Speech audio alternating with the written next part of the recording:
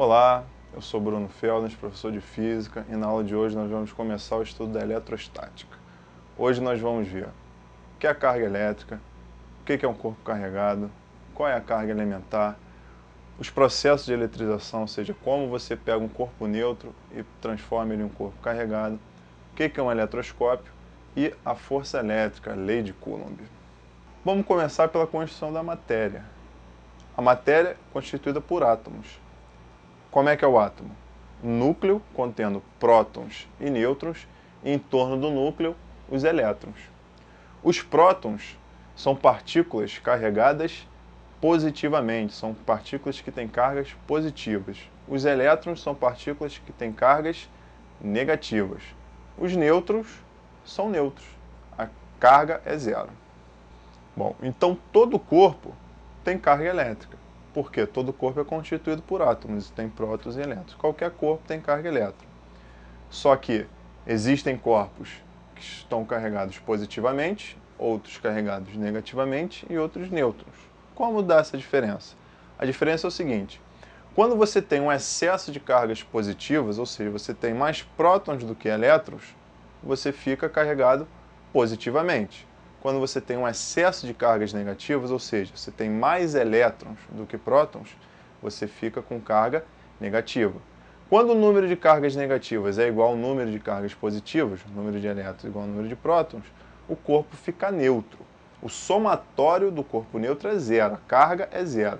Mas o corpo neutro não é aquele que, o corpo neutro não tem carga. Está errado isso. Todo corpo tem carga. Acontece que no corpo neutro, as cargas positivas têm o mesmo número das cargas negativas. Quando você faz o somatório, dá zero. Carga elementar de um corpo. A carga elementar de um corpo é a carga de um elétron. Essa é a carga elementar. Qual é a carga elementar? Menos 1,6 vezes 10 a menos 19 coulombs. Unidade de carga é coulombs, C. Essa é a carga elementar, a carga de um elétron. E a carga de um corpo?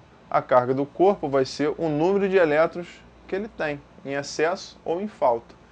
Então, se o corpo tem 20 elétrons, qual vai ser a carga dele? 20 vezes a carga elementar. Então, como é que determina a carga elétrica de um corpo?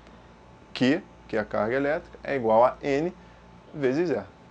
Unidade de carga elétrica, não se esqueça, é Coulomb. E a carga elementar, N vezes E. Esse N tem que ser o número inteiro, não pode esquecer disso. Por que o número inteiro? Porque ou o corpo tem um elétron ou ele não tem um elétron. Não tem como ele ter meio elétron. Então não tem como ser fração. O N sempre tem que ser número inteiro.